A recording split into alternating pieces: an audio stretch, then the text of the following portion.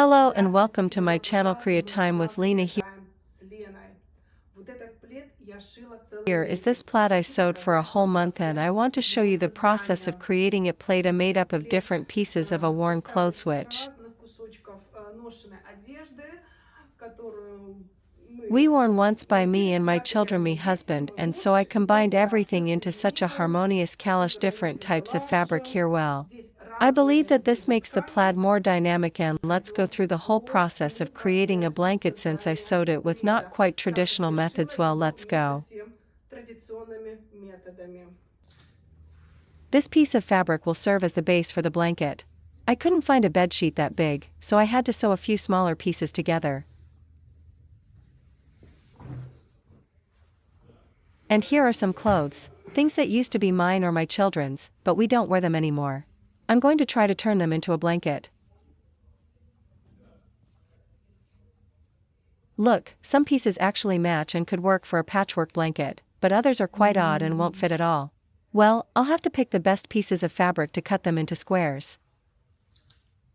We have a base for the blanket, quite large, about 1.5 meters by 2 meters. But it will become smaller once the squares are sewn on. There are two pieces, one 25 by 25 centimeters, and halves measuring 12.5 by 12.5. Let's see if the squares fit across the width.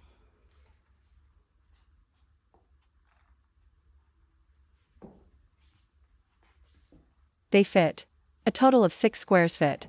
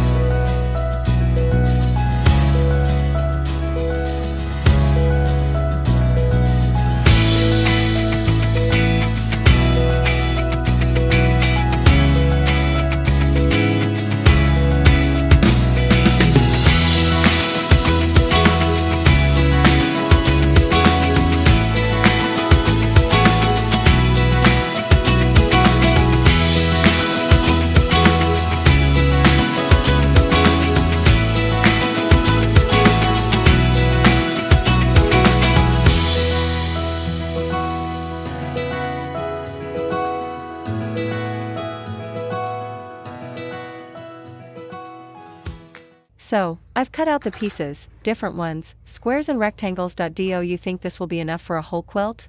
I'm not sure yet. We'll see. Some of the fabrics that were too stretchy I backed with fusible interfacing.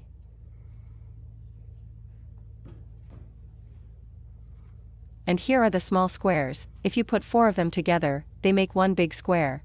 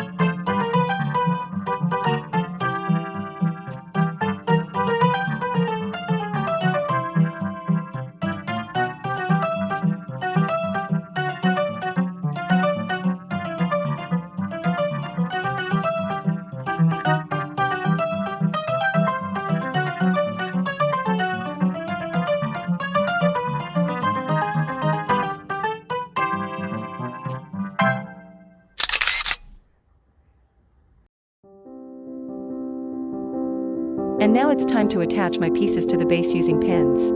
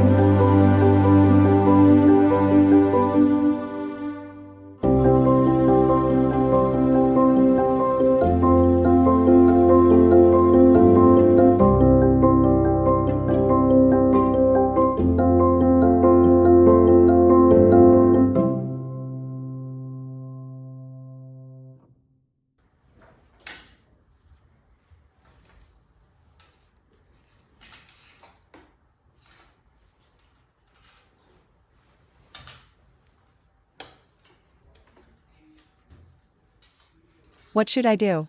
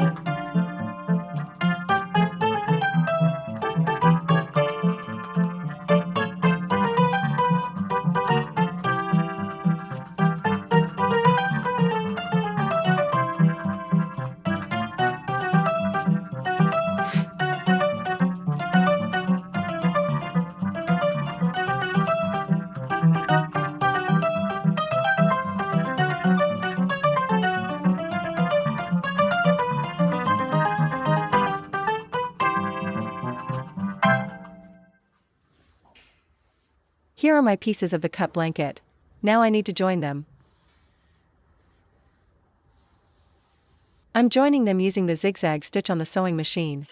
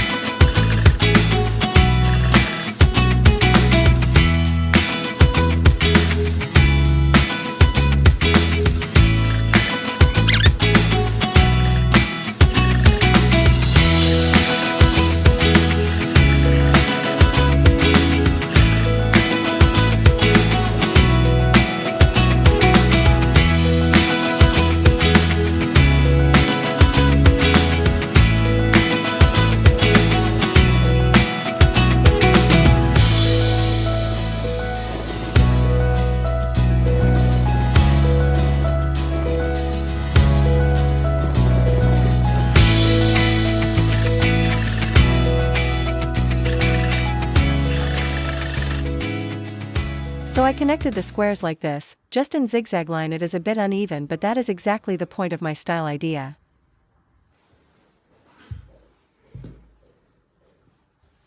I want to lay these decorative separating strips now to make the blanket more dynamic. I might use just one strip or several together.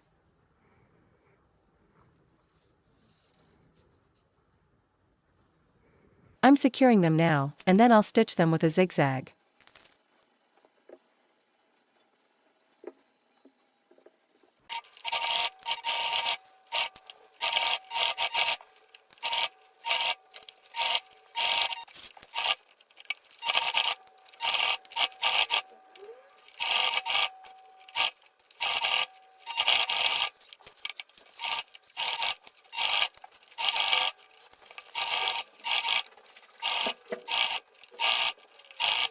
Right now I have these pieces, which I even numbered. I'm going to sew them together like this. Then I'll press the seam to the front side, decorate it, and cover it with this black ribbon.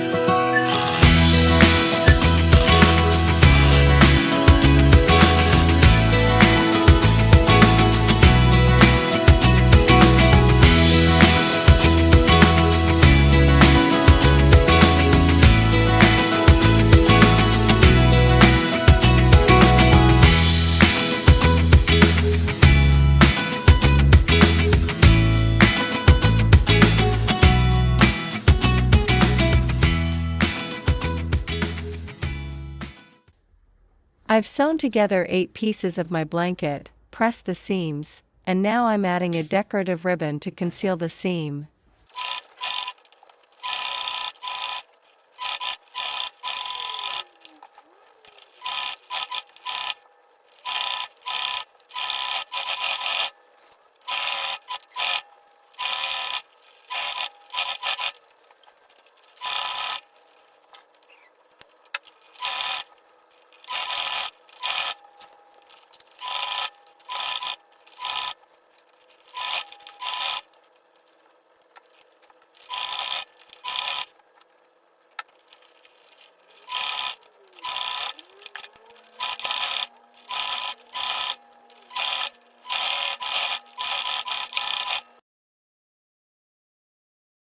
Final step, we sew the bias tape at roughly this distance so that when I fold it I get this width all right. Let's start securing it.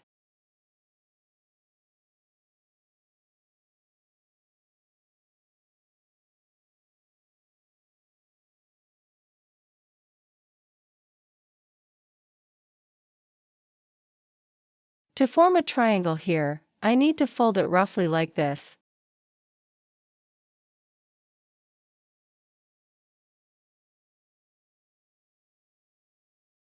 When I start stitching, I'll have to unfold the binding once more, but I continue sewing to attach the entire bias tape and see where I need to join the two ends. Default text.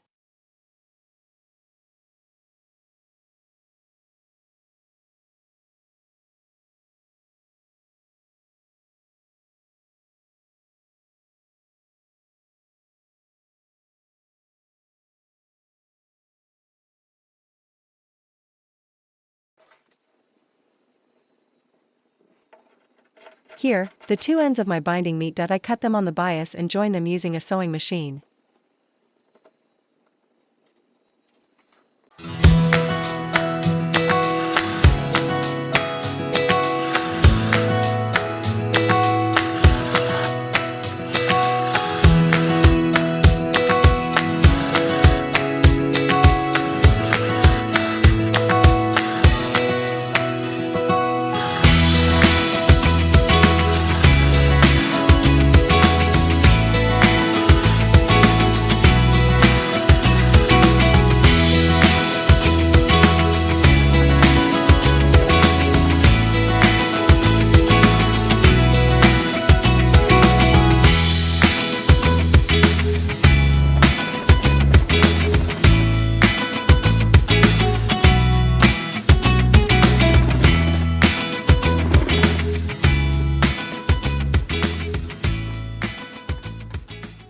I got an interesting corner which I need to also wrap nicely from the outside. Here is this corner also like that to bend it here.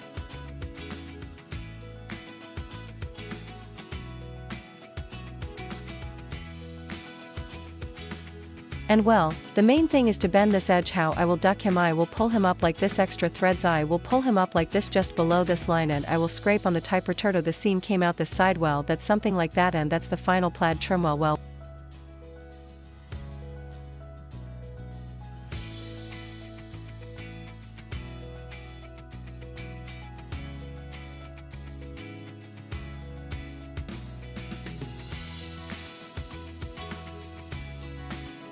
I attached a special zipper foot to stitch right along the edge and make the seam invisible from the front side.